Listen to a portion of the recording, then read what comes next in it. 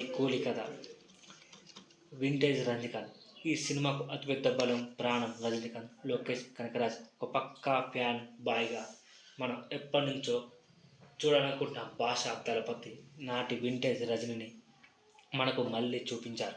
ఆ స్టైల్, ఆ స్వాగ్, ఆ నడక, ఆ కళ్ళజోడు, తిప్పే మేనరిజం ప్రతి సీన్లో థియేటర్లో దద్దరిల్లిపోయాయి. ముఖ్యంగా క్లైమాక్స్లో ఆయన నటన, ఎమోషన్స్ అద్భుతం. Lokesh Kanagaraj mark taking. ఇది ఒక సాధారణ మాస్ మసాలా సినిమా కాదు. ఇది Lokesh mark rustic action thriller.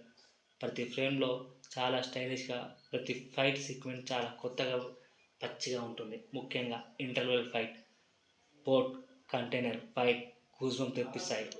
Nagarjuna American. సైమన్గా నాగార్జున చాలా హుందాగా కథలో కీలకమైన పాత్రలు అద్భుతంగా నటించారు. ఆయన పాత్రకు రజనీ పాత్రకు మధ్య వచ్చే సన్నివేశాలు సినిమాకు హైలైట్. ఇక దాదాగా అమెరికన్ తన సైలెంట్ విలనిజంతో భయపెట్టేశారు. అనిరుద్ బీజిఎం మరోసారి తన బీజిఎంతో సినిమాను మరో స్థాయికి తీసుకెళ్లాడు. దేవతి మ్యూజిక్ థియేటర్లో మోగింది. తెలిసిన కథలో పెద్దగా మలుపులు, కొత్తదనం ఉండదు. ఒక హీరో, అతని గతం, అతని ప్రతీకారం అనే ఒక రొటీన్ ఫార్మాట్లో కథ సాగుతుంది.